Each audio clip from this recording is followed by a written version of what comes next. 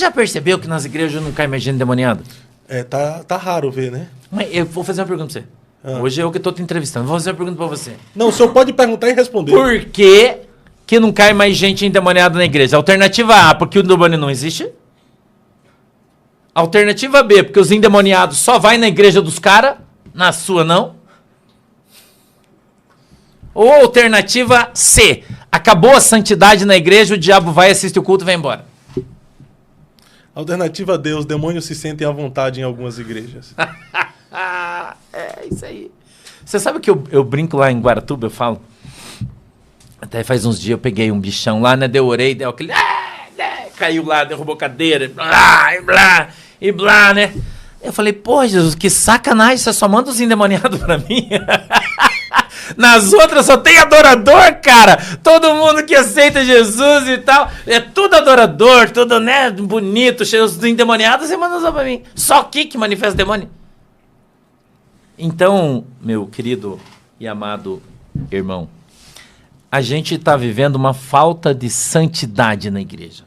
Uma falta de compromisso com Jesus Cristo. Igrejas idólatras, ególatras, né? Que os caras colocam o seu ego acima de tudo.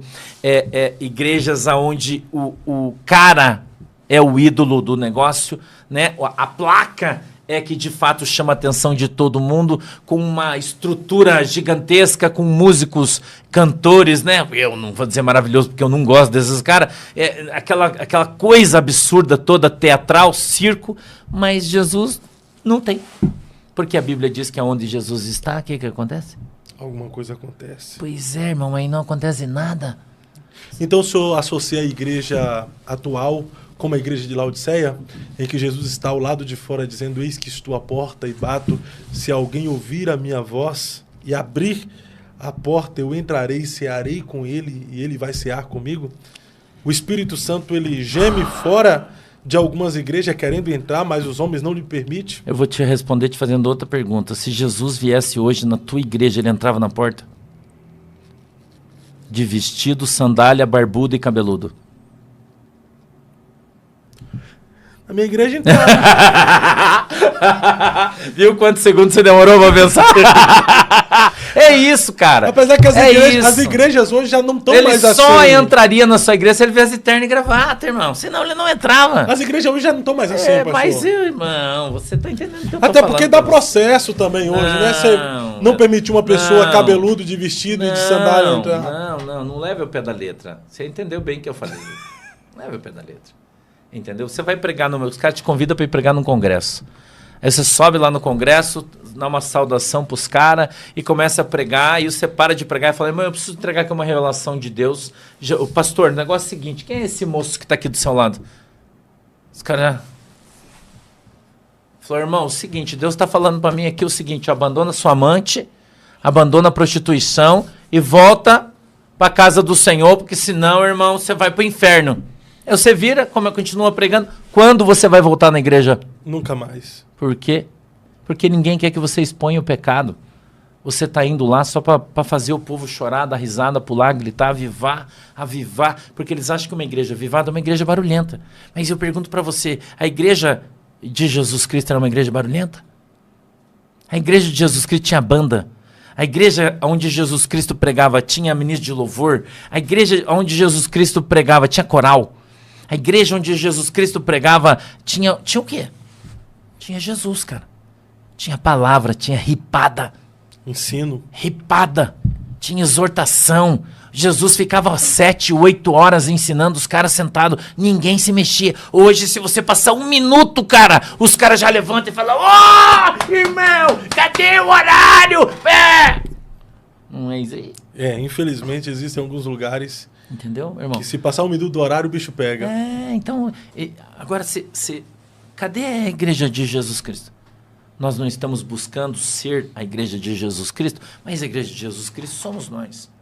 Nós, a Bíblia diz, lá no Pedro, se não falha a minha memória, não me lembro agora, mas ela diz que o Senhor, ele busca os verdadeiros adoradores.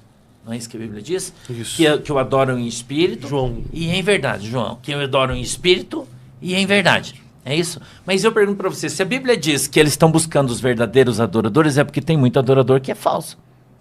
É. O pai procura os tais que assim o adoram, né? Então, nem todo mundo que diz Senhor, Senhor, disse Mateus, vai entrar no reino dos céus.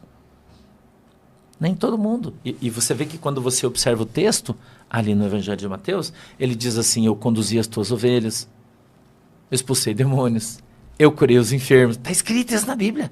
E Jesus dirá, aparta-te, maldito, porque eu não te conheço. Mas por que o cara é maldito? Aí a gente precisa olhar o apóstolo Paulo, quando ele diz assim, se alguém vos pegar outro evangelho que não seja este, ele é anátema, que é maldito. Então, o que é pregar outro evangelho? É você pregar uma coisa que não está na Bíblia. Não é? É, verdade. Quanta gente está em cima do púlpito pregando coisa que não está na Bíblia? Muitas pessoas. E não é em igrejas, eu ia falar igrejola, todo mundo ia me xingar, né? Não é numa igreja pequenininha que os caras estão fazendo isso. Como é que você vai congregar numa igreja, porque ela é grande, linda, tem coral, beleza, mas o pastor presidente é o líder da maçonaria? Como é que você vai andar debaixo de uma autoridade espiritual dessa? Eu pergunto para você. É difícil. Mas tem pastores, presidente de igreja, que é líder de maçonaria, claro, pastor? Da Igreja Batista. Curitiba, pastor lá, todo mundo sabe, ele é líder da maçonaria. Todo mundo sabe disso. E ele não tem problema com isso.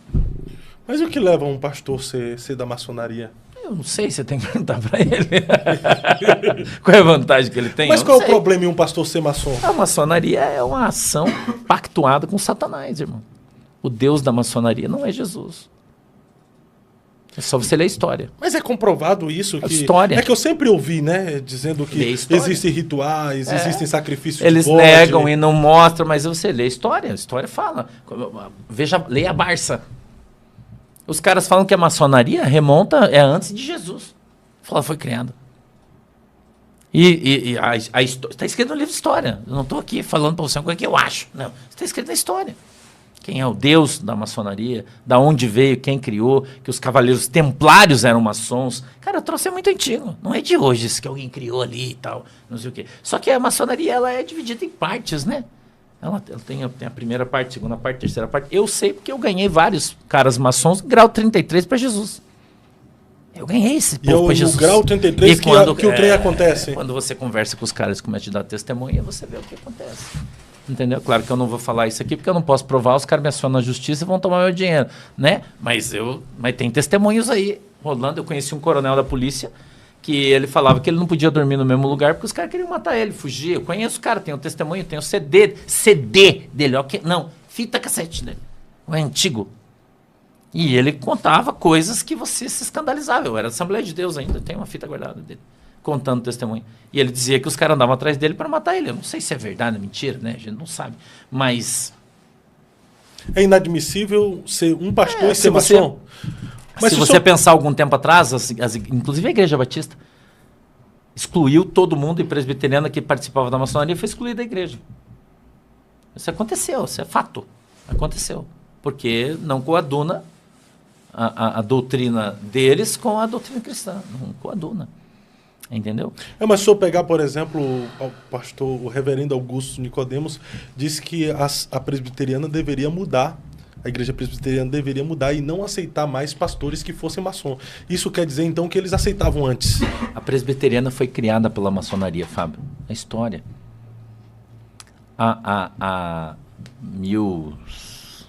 Puxa, eu não me lembro a data agora, eu não vou falar para não errar.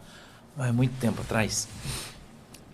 Nos Estados Unidos, eles precisavam de um lugar para reunir todo mundo que não fosse nas lojas ou nas casas onde eles... E eles resolveram, então, criar as igrejas. E foi criada a igreja presbiteriana. Isso está na história. Está escrito lá nos livros de história. E, inclusive, os templos antigos da igreja presbiteriana, ele era branco e preto. Os ladrilhos do chão era branco e preto. Você olhava assim, tudo branco e preto. Igual as lojas antigas, era a mesma coisa. Entendeu? Com seus símbolos, com as suas coisas, essa coisa toda e tal. Isso é história. Né? Então, eles atribuem, você vê o Nicodemos dizendo que a igreja não poderia ter pastores que são maçons.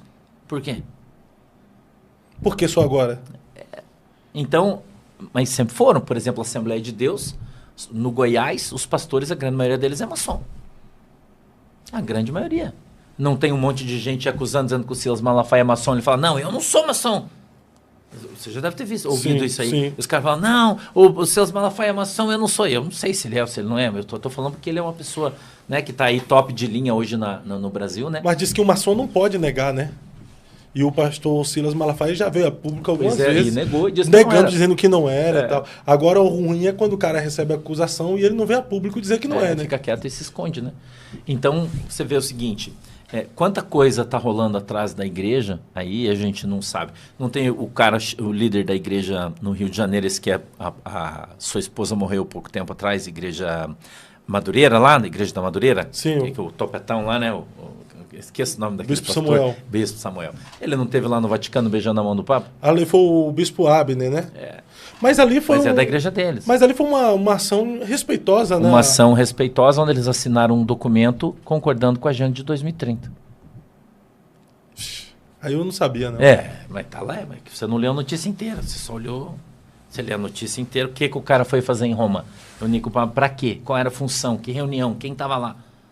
Quando você lê a ficha inteira, você descobre que os caras estavam lá em função da agenda da ONU 2030, onde todo mundo devia trabalhar junto, para a paz, para a humanidade ser legal, para viver debaixo de todo mundo do mesmo governo, para acabar as guerras, porque daí não ia ter fronteira, ninguém ia guerrear com ninguém, todo mundo ia viver em paz, ia ter um presidente só que comandava todo mundo, acabou, viver todo em paz e em alegria. Essa é a agenda 2030. Mas aparentemente é uma agenda boa, né? Humanamente falando. Claro que é. Só que é do diabo. Entendeu? Que reluz como um anjo de luz, né? É isso aí. Ia enganar muitos, até mesmo os escolhidos, se possível fosse. Agora eu pergunto para você, pergunta se alguém de lá, dessas igrejas, saiu porque viu isso. E você acha que ninguém falou? Ah, não, mas eu não tenho nada com isso, porque o meu pastor, eles falam assim, né? Porque a minha congregação, o meu pastor, ele não tem nada a ver com isso. Como não tem, irmão? O cara ter o pastor presidente é igual o cara da quadrangular falar que não tem nada a ver com o pastor presidente, que todo teve o congresso, todos os pastores quadrangulares do Brasil foram nesse congresso, inclusive alguns deles que filmaram, e o cara deu um caixãozinho com uma caveirinha para cada um deles e falou, a partir de agora todo mundo vai consultar o espírito da caveira. Aí você congrega na quadrangular e vai falar, não, mas aqui na minha igreja nós não ouvimos o espírito da caveira. Cara, o cara é teu pastor presidente. O cara é o tronco da tua igreja, da árvore, o tronco da árvore é o pastor presidente. Como é que as pessoas não conseguem entender isso? E daí não sabe por que não tem mais batismo com o Espírito Santo, por que não manifesta demônio, por que o aleijado não anda mais, por que o cego não escuta, não vê mais, o surdo não escuta mais. Não sabe por que acabou os milagres dentro da igreja. Porque não tem santidade, irmão. Infelizmente. E alguns venderam a alma, né? A maioria, porque venderam para o mamão, né?